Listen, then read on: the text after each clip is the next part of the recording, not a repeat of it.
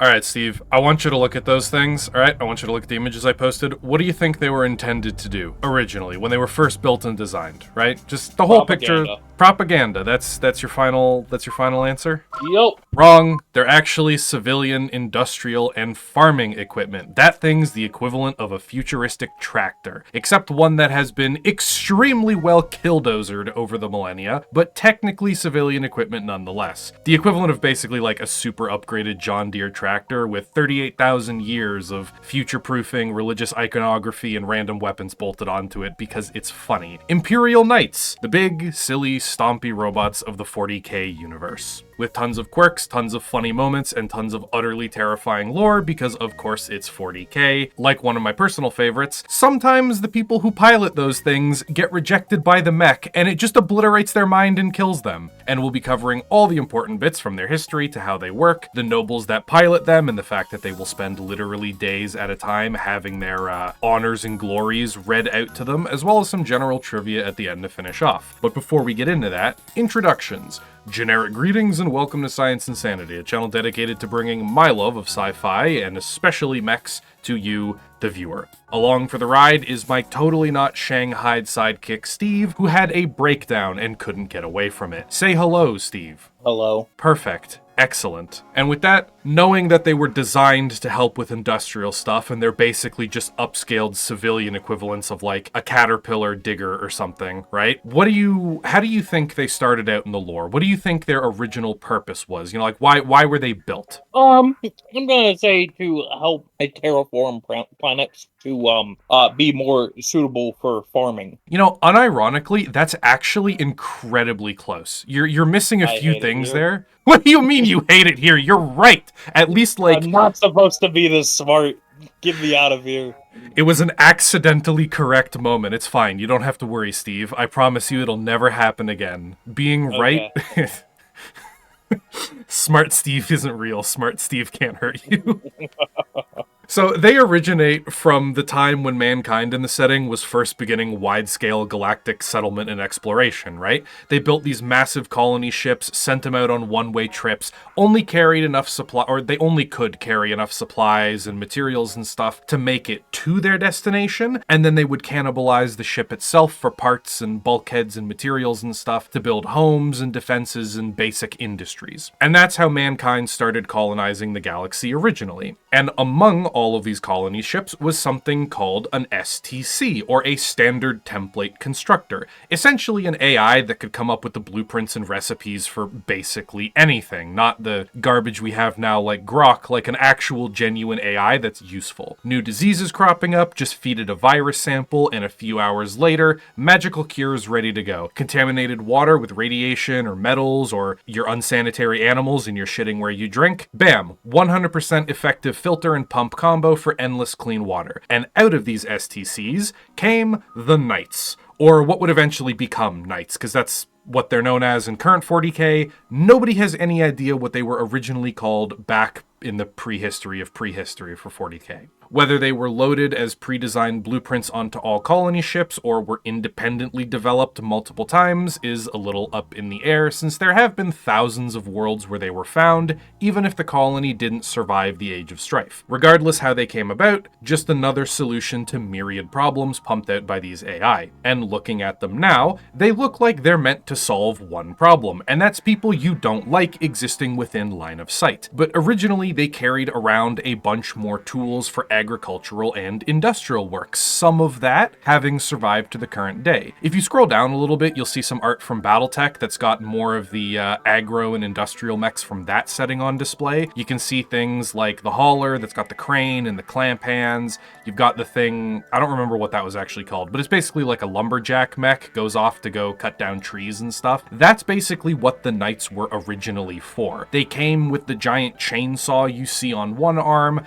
cannon on the other, and probably on that giant back of theirs, a whole bunch of other tools and equipment that could be used for basically anything. The chainsword, for example, would have been amazing for logging or cleaning brush and forest to make roads. The power claw, which I don't know if you can see in any of the pictures there, but is essentially just a giant fist, would have been amazing for hauling materials, tearing down the different parts of the initial colony ship to build new structures, or carrying and clearing out collapses from rock slides or anything else like that. Even if you had a smaller vehicle like a truck tip over, the knight can just trundle over, pick it up, right it, and wander off to keep on keeping on whatever it was doing.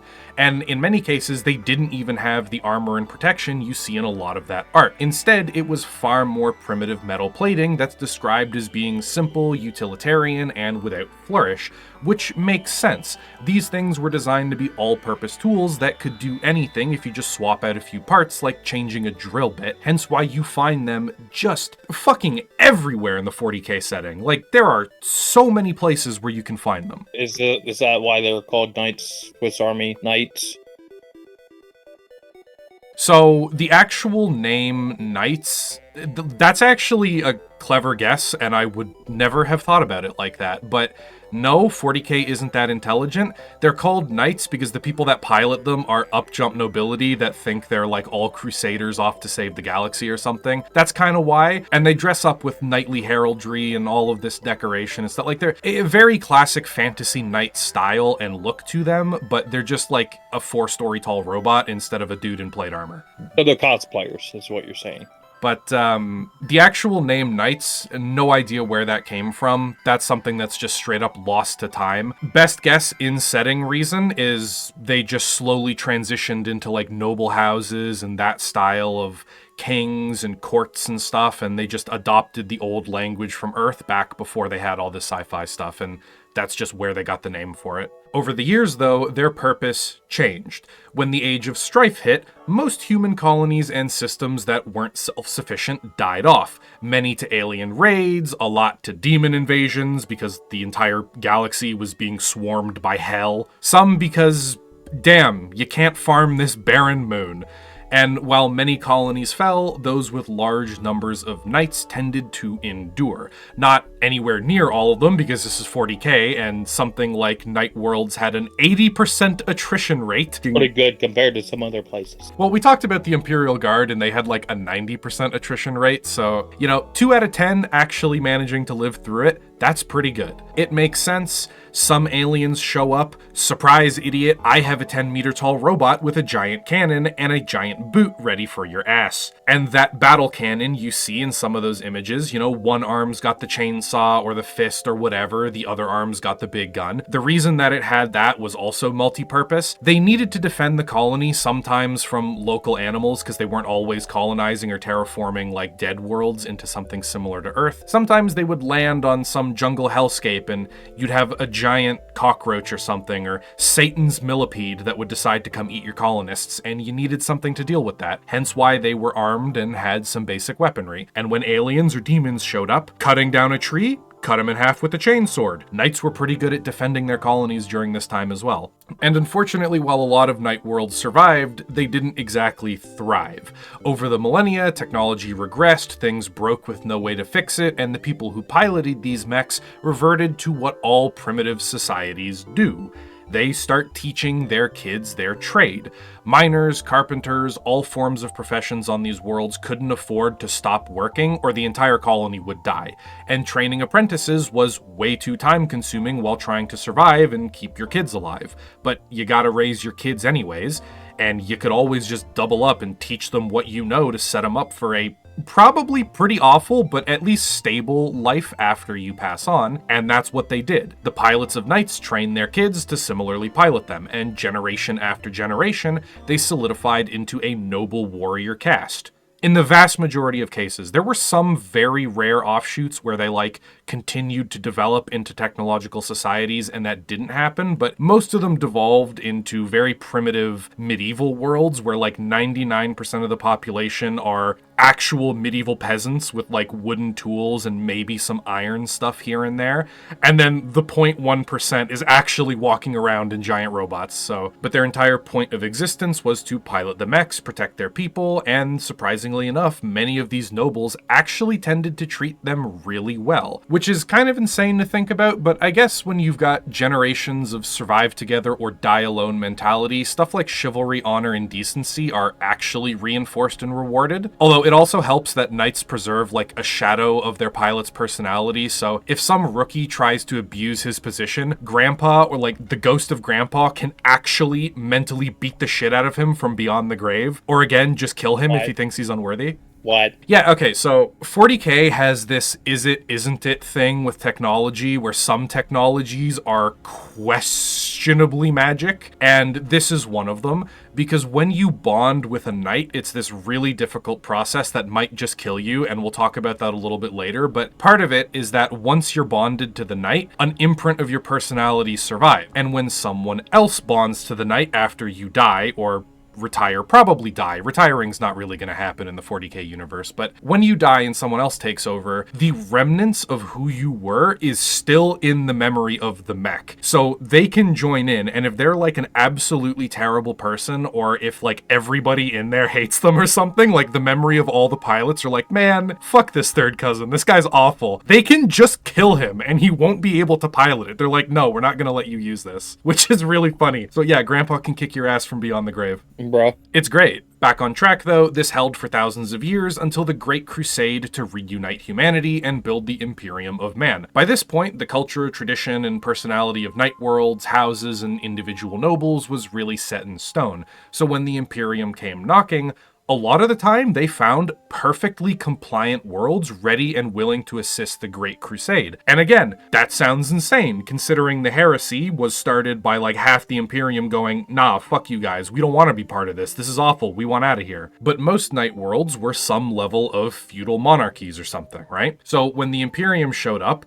that was just an extension of their existing culture. Like, yes, we hereby bend the knee to his most gracious emperor of mankind, followed by some ridiculous ceremony and negotiations of whatever tribute or taxes would be paid to the Imperium from the Night World's oath of fealty. And then that was that, and they all go party and have a massive feast or something. And while the top kings and nobles and stuff were doing that, the second sons, the young pilots, and all of them get a gold mine of ego stroking and adventure. Imagine you're in their position, okay? You're the second son, you still have a mech of your own, but you're never going to be king, you're never going to work your way up, and you're just the spare for the heir, right? All of a sudden, these adventurers and crusaders from beyond the stars come by and they're like, yes, you, noble brat, there are a great many people in dire need of assistance and liberation. Come, join the Great Crusade, lend your blade, and fight across 1,000 worlds to reunite and save humanity.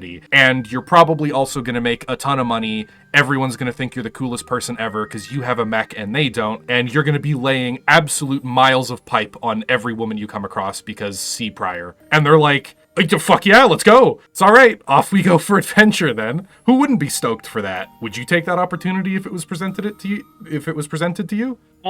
No, I don't think I would, personally. You're a lying sack of shit playing devil's advocate. I am. At least you're self-aware. To correct Steve, yes, he would pick that. Everybody would. Nobody would ever choose not to do something like that. That's the single greatest thing that anyone could ever have is an opportunity fall into their lap. It's like you won the lottery 20 times back to back. The various night worlds were actually so on board and ready to rumble that the various institutions in the Imperium actually started fighting over who got to control them. The Mechanicus was like, no, they're ours because ancient technology, and we also helped some of them with maintenance and stuff when we found them years and years ago during the Age of Strife. And the Administratum was like, no, they're ours because they're a vital military resource to further the Crusade's war effort.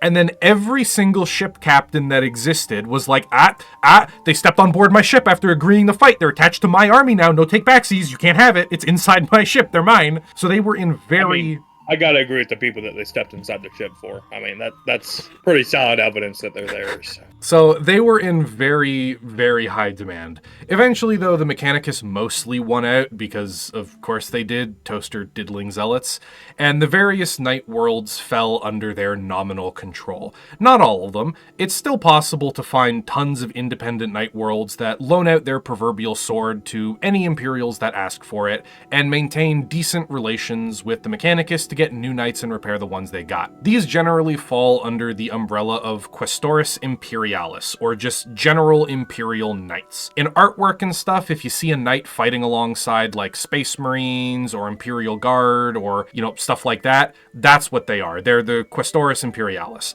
But most knights fall under a few big houses in modern 40k, each one being tied to a Forge World or Titan Legion that's dedicated to upkeeping them. In fact, I think I can find a picture. Like I was saying, though, most knights fall under a few big houses that are allied with the Mechanicus, and these are the Quaestores Mechanicus, or Mechanicus Knights, or something, whatever, it's not important. These ones are generally the most common, as the Mechanicus maintains, comparatively, a shitload of them. Where Knight Worlds might maintain and deploy a few dozen to a few hundred knights at times, the great houses of the Mechanicus can field hundreds or thousands. If you ever see Titans and running around their feet are a bunch of knights, like some of those images in the far background, you see really big robots. Those are Titans.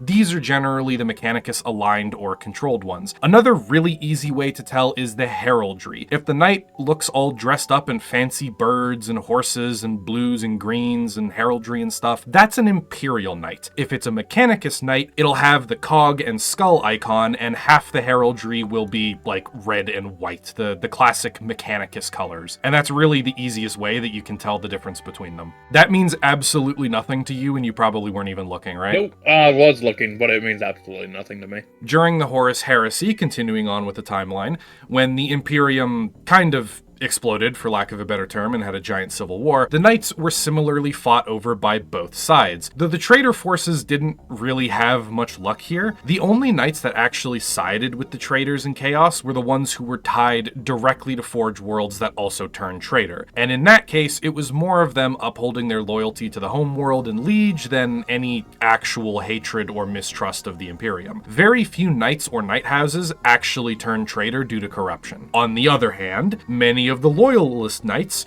were utterly pissed at the betrayal and civil war. In many cases, the traitors tried to subjugate various Forge Worlds or Knight Worlds and got their teeth punched in for their trouble.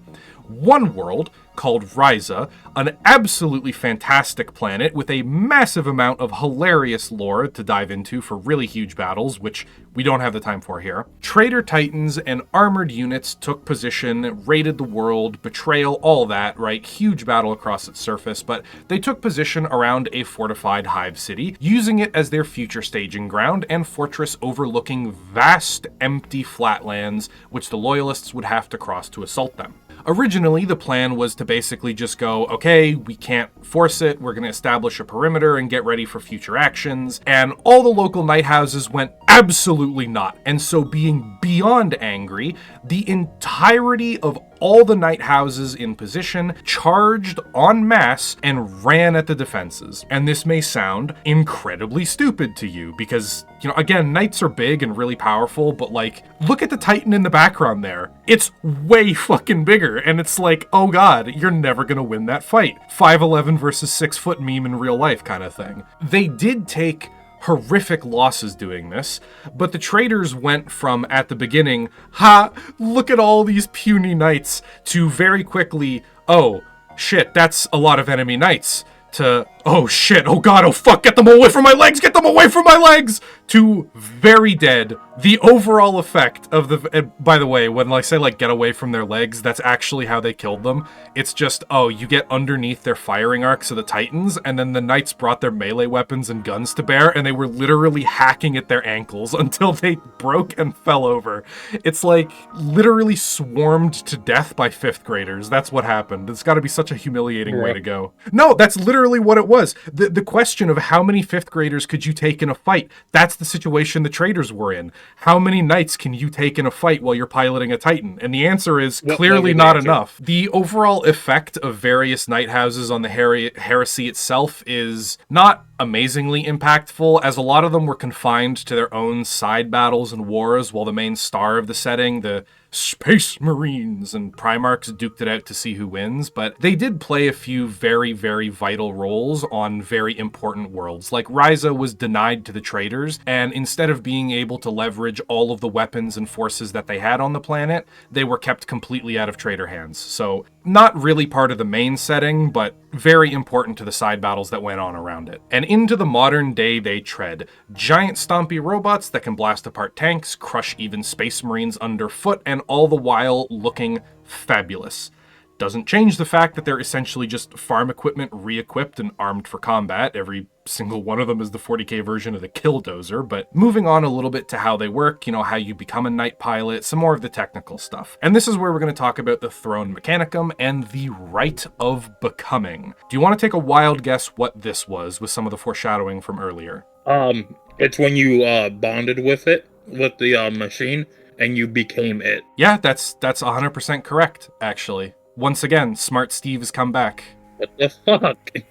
Smart Steve may be real, he might be able to hurt you. There's no way to tell for certain right now. We've got one negative, one positive, so, we're a little bit uncertain here. It's Schrödinger, Steve.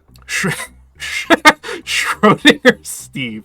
If you open this box, Steve might be blasted off of his mind and he might be a moron. Or he could be the second coming of Einstein, you never know. Or he could be dead, there's no air holes in the box. You just have to open it and find out. And he might not be there at all. He escaped the box, chewed his way through.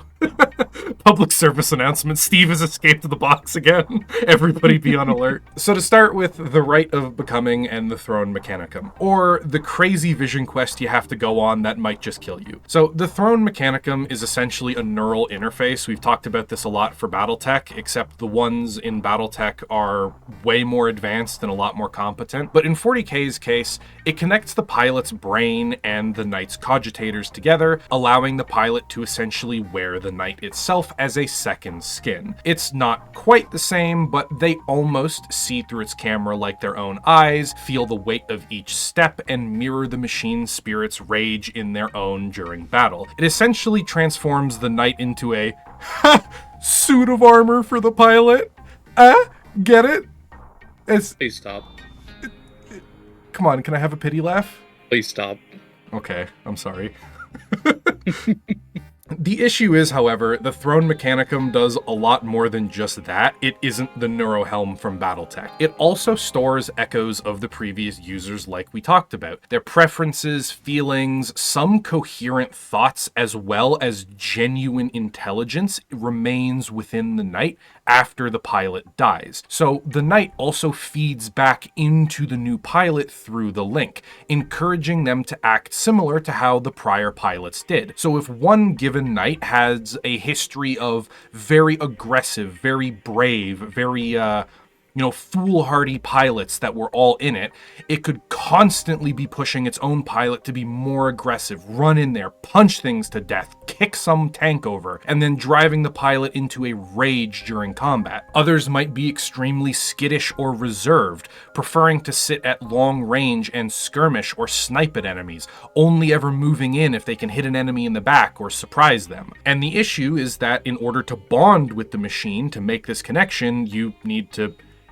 bond with the machine. And during that very first attempt, called the Rite of Becoming, you're essentially strapped to the knight's control console, the throne mechanicum, and left alone for a day or two. And you will experience the worst acid trip of your life. Unbelievable pain, euphoric highs, hallucinations, and delusions for hours. You may even straight up speak with whatever's left of your ancestors. Like, you may have to talk with your grandfather and pass a test, otherwise he'll just kill you or something. And this will go on for hours long into the night, getting worse as time goes on. At first, most of the pilots will be able to mostly handle it. They'll be still semi-conscious but freaking out. But eventually, once they hit like midnight, oh, that's it. You're completely gone. You're lost to the high. You're not coming back down, head in the clouds sort of thing. If everything goes fine, you'll wake up the next day feeling like you got hit by a truck, but ultimately pretty alright. A lot of the time, people who fail suffer minor and repairable brain damage. A lot of them get turned into servitors, which means they just become robot slaves. So like, there's probably not a lot left of their mind afterwards if they fail. So even if they're alive,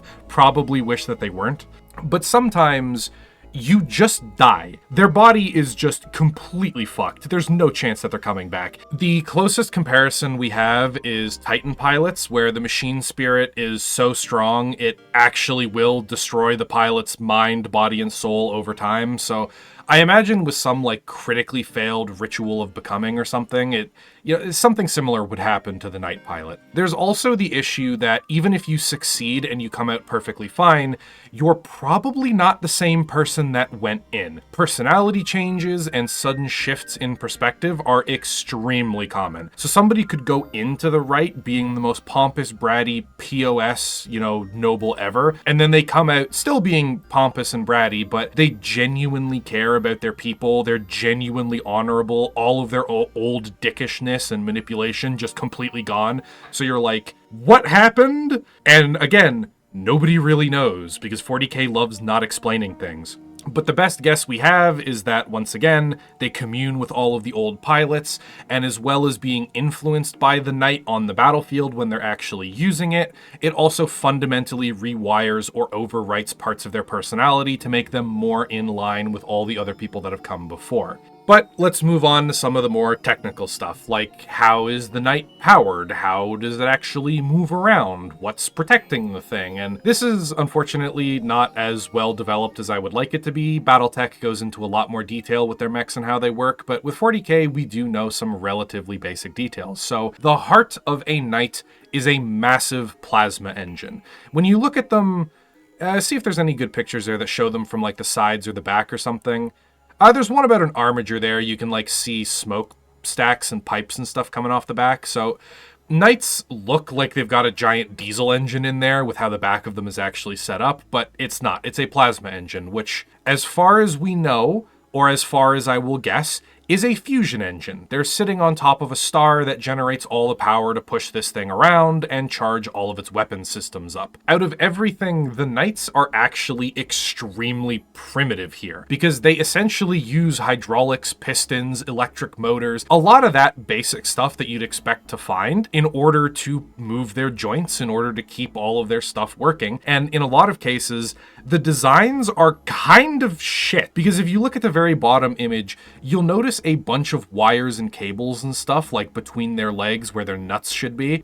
Those are power cables and those are transfer lines and stuff for, well, to keep the joints working, and they're just outside exposed on the Knight. And again, 40k has got a lot of technological regression, and these things were not designed as actual competent military machines first. They were just kind of modified into it over the years as the need arose. And the joints and all the servos and stuff themselves aren't actually that particularly strong. A few good hits or sustained fire into them will do a lot of damage. For protection, they are also not exactly the most advanced. Essentially, they use the same armor that Space Marines do, ceramite. The difference between a Knight and a Space Marine is that the Knight has a shitload more of it stapled onto them.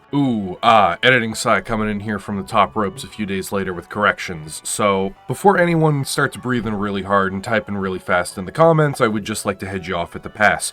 No, Knights, I don't think, are made of adamantine, whichever one it was. Despite the fact that the wiki will straight up say Knights are made of that stuff, this is one of the numerous cases in 40k that I would consider soft lore, where there are so many conflicting and disparate opinions and pieces of evidence that it's almost impossible to really tell what the actual truth is on the matter. Adamantium itself is extremely rare, extremely hard to work with, and extremely expensive. Something that's widely accepted as true by the community is that adamantium, for the most part, is reserved only for starship hull plating because they're huge enough and worth it enough to spend the money on that kind of protection, and the god engines of the Adeptus Mechanicus, Titans, for the same reason. There have been cases of much smaller, much less significant stuff like power armor, tanks, Terminator armor, and more being made of the stuff, but for the most part, those are all pre-Dark Age or pre-Horus Heresy constructions that have been lost to time. The Terminator and Space Marine armor, for example, while living copies and examples do exist being made of adamantium, are so esoteric that the Mechanicus has no ability to replicate them. If they get damaged or destroyed, that's it, they're just gone. So while there probably are some surviving Knights from like 10,000 plus years ago that did have adamantium make up the majority of its construction or its armor or something like that, with how long most Knights have been sitting around being cobbled together with whatever repairs their Knight world could make before the Mechanicus showed up, and then the thousands of years of technological decline line after the Horus Heresy, I don't think most of them would be made with something like that. I think it'd be a very small, very old select group of relics at that point. I think it's a fair assessment to make that knights are protected by composite layers of ceramite and plasteel to protect from big impacts and kinetic stuff, as well as energy weapons and exotic whatever garbage the Eldar will throw at you.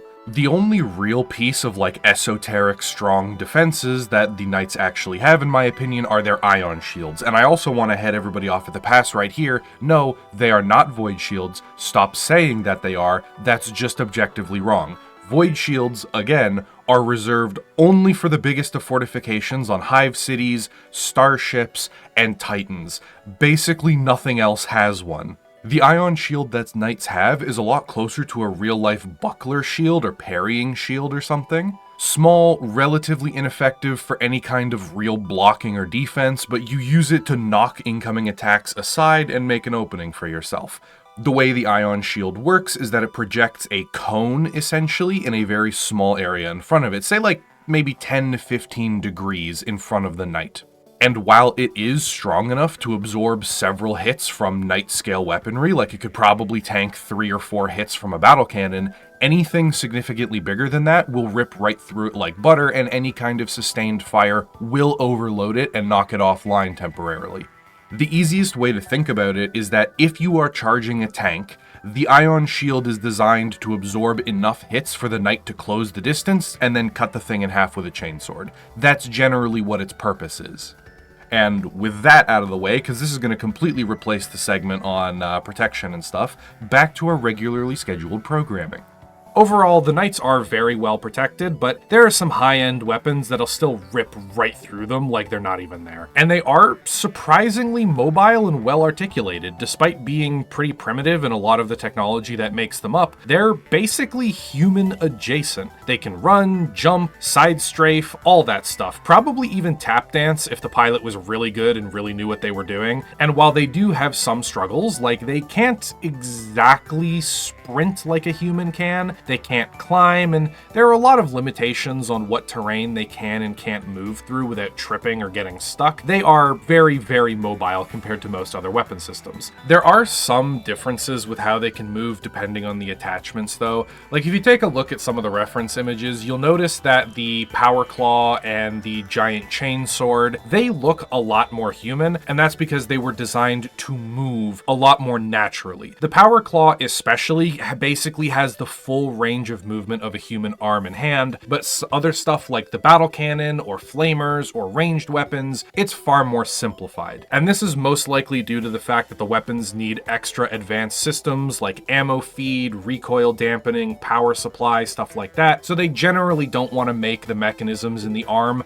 more advanced than they have to be. And speaking of weapons, knights also come in a bunch of different patterns or models that have a ton of different weapons. The most common knight is the one right at the top, the Questoris pattern. This is the classic, big, kinda chunky, but still fast and flexible with its weapons. Then you've got stuff like the Dominus pattern, which that's the one that's got the giant shoulders and is carrying a ton of weapons. It's got extra wide pauldrons, slap a ton of extra weapons like missiles and multi-meltas and stuff onto the thing. They're slow, usually can't really do melee all that well, but you're practically drowning in guns, so, have at them and let rip. And we've got stuff like the Cerastes, which is as close as you're getting to an actual literal medieval knight, which I don't think I have a picture of, so let me grab one for you. There you go, that's a Cerastes. Basically just looks like a person carrying a sword and a gun. Sometimes they even come with shields. It looks like a fucking xenomorph head on it, huh? With how far it's protruding forward. Yeah, okay, so that's another thing. All of the mechs that the Imperium uses, they are very much, Hunchback of Notre Dame style, where they're really, really leaning forward and they're really hunched over. Every single one of them is basically in the gamer pose, crunched over their keyboard, face pressed into the into the monitor. So the knights come in a bunch of different patterns with a bunch of different weapons, and while each pattern usually has its own set of weapons that don't transfer between them, there are still a couple that are mostly universal, like bolters, battle cannons, chainswords, that kind of stuff. Which, speaking of, Let me explain some of them to you. We've got the normal autocannon, which you can see in plenty of those earlier images. It's just the big single-barreled gun that they have on their left arm. It's a similar cannon to what you'll find on like the Lehman Russ and other Imperial tanks and stuff, but that's not particularly interesting. But you've got some really, really ridiculous esoteric shit like the graviton gun. Do you want to take a wild guess what this thing does? It enhances gravity. In a very small area. So again, you're like 90% correct. Smart Steve is coming back for the third time. We may have a problem here. I don't think we may. I think it is a problem. So the graviton gun manipulates gravity itself and turns the target's mass against it by essentially crushing them into paste. Against vehicles and stuff, it tends not to be amazingly effective because the structural strength of it can hold out against it, but all the crew inside are now a red puddle on the floor. The tracks have been ripped off and any gun barrels have been bent. If you fire it against a bunch of infantry, again, it's like all of a sudden you see the graviton gun flash as it fires, and then an entire giant area with all the infantry just smush. Basically, this gun is the equivalent of casting power word scrunch. And when you get into the melee weapons, which is arguably even funnier, you've got stuff like the chain sword, you've got stuff like the power fist, you've got the fucking harpoon, which is probably the best thing ever, which I'll see if I can find a picture of it for you. Oh yeah, here we go.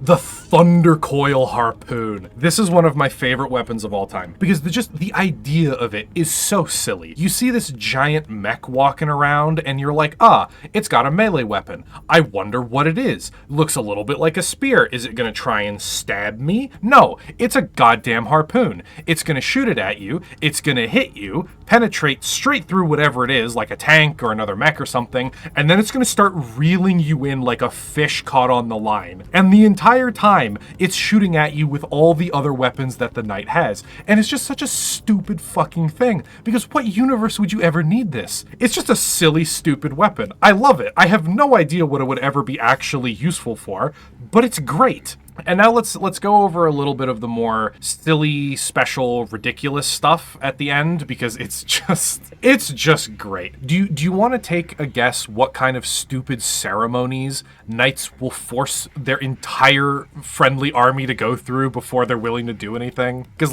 just take a swing in the dark. You'll probably get some of it right. Are we gonna have a big banquet or something? I don't know. Of course they do, but it goes further than that. Come on, keep adding to it. Get as ridiculous as you want. Keep going. Don't make me do this. Okay, you ever seen like those old fantasy things, whatever, and like a king or a noble gets introduced and you've got like a squire that comes to read out all their titles and shit? Yeah, okay, that classic trope. It's that, but way worse, because knights and generally like the culture of knight pilots and stuff, they will consistently continue to build up titles and accolades as time goes on, and they are so petty because, again, noble assholes. To sit through 3 hours of title reading for a person? It could be days. Oh. Like, if you're about to go into battle or something, and like a few days ahead of time, you have like knights with you, for example, each knight may have enough accolades and stuff to warrant like 8 hours of someone standing there reading them all out end to end to end without stop. And they're like working in shifts with like 3 people, each taking a couple hours of reading before taking it off to the next person. Or they swap out whenever their eyes go crossed and they can't keep reading this stupid shit. And so you've got like 3 knights, for example. They have a massive banquet. They've got a ridiculous over-the-top celebration. The entire unit might gather to basically suck these guys' proverbial dick or whatever, or like polish their knob or stroke their ego. So you've got like the commanders, you've got the generals, you've got all the infantrymen and stuff. They're all like kneeling and bowing, and they're doing this big procession to the knights and shit. And they're reading out all of their noble titles, and it goes on for like a day straight before they're finally willing to actually go in and do anything. But again, knights are really, really powerful, and they were an incredible force multiplier, hence why everybody fought over them. But in the heat of combat, if you suddenly have some giant monster bearing down on you, and you're just like, oh god, oh shit, oh god, Emperor, oh fuck, oh no, we're dead, we're boned, we're screwed, this is it, this is the end. And then all of a sudden, it just explodes, and you hear the war horn from behind you as this knight is running into combat, just butchering things. And the entire time, that noble asshole inside the knight is just like spouting off bullshit. He's like, have at thee, foe! How dare you sully mine honor! I challenge you to a duel! Against like all this, like just the whole time he's doing that. You're not gonna give a shit about all of the ridiculousness that went along with it. You're just like, oh, praise the God Emperor for safety and sanctity and surviving this. And speaking of the war horn, of course the knights have big, elaborate war horns. Do you want to take a guess what they use them for? To sound off when they're when they first arrived, and then anytime they kill anything. Yes, but also so much more than that. The war horns are really, really powerful, like comedically powerful for the size of the knight. So powerful that there are cases in the lore where a knight like picks up a space marine and like holds the space marine in front of the war horn and then just holds the button down and it just keeps blasting the space marine until the vibrations liquefy the dude's organs and kill him. You mean like this? I'm gonna beat you with a hammer. That's not the meme. That's not the meme. This is the wrong universe. We're not even talking about anything to do with the Highlander or BattleTech or anything. It's the wrong universe. I'm gonna kill you. Don't you dare.